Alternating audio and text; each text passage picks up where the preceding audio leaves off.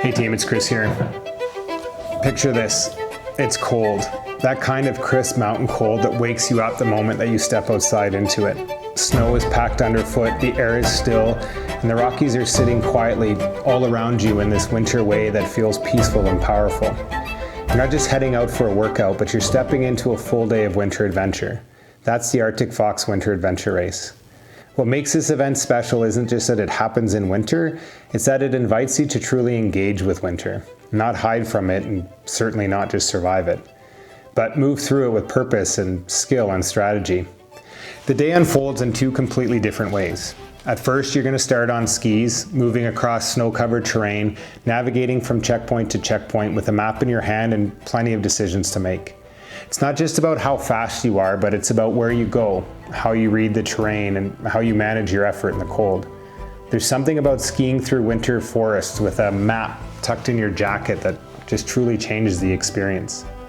You're thinking, you're adjusting, watching the landscape, feeling your body warm against the cool air.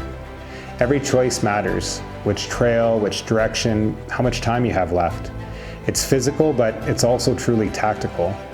Then the day is going to shift. You're going to come into transition, a dark zone if you will, change gear, maybe swap a layer, grab some fuel, and then suddenly you're starting out again, this time on a fat bike, rolling back out onto snow-covered trails for a completely different kind of challenge. Now it's all about traction and flow, momentum, and reading the snow beneath your tires. The movement changes, but the thinking doesn't stop. You're still navigating, you're still planning, and still balancing effort and time. That mix of skiing and biking and navigating, adapting, it's what gives the Arctic Fox its personality. It's not one sport and it's just not one skill, it's a blend. That means everyone can find their strength and their own challenge throughout the day.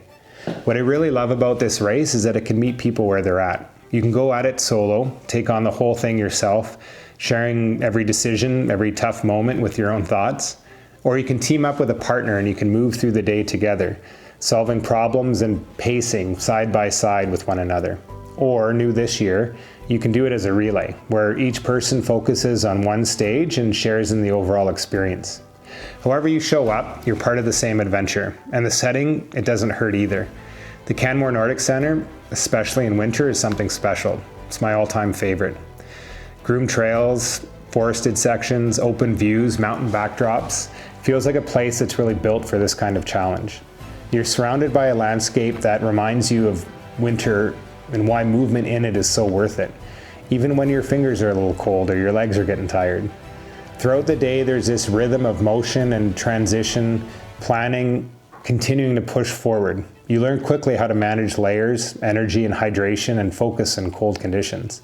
You pay attention to the details. You adjust. And in doing that, you build this different kind of confidence, the kind that lasts a lot longer and that comes from handling the environment, not just the distance. But just like any great adventure race, some of the best parts aren't just about performance. Not at all, actually. It's those quick conversations at transitions, the shared laughs at a tricky route choice, or that moment you see another racer on the trail and you exchange a little nod saying, yeah, this is tough, but it's pretty awesome. There's a community feel that grows naturally when people choose to do something outside together in winter, doing something that's a little different, frankly. By the end of the day, you're tired, it's normal, but it's a satisfying kind of tired. You've moved through snow on skis and on tires, you've made decisions under pressure, you've managed the cold, and you've experienced winter in a way that most people never do.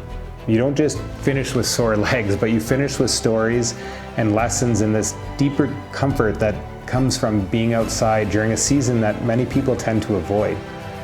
That's what the Arctic Fox really is. It's not just a race, it's a full day of learning how to move well, think clearly, and adapt in winter conditions, while being part of a community that loves doing the same.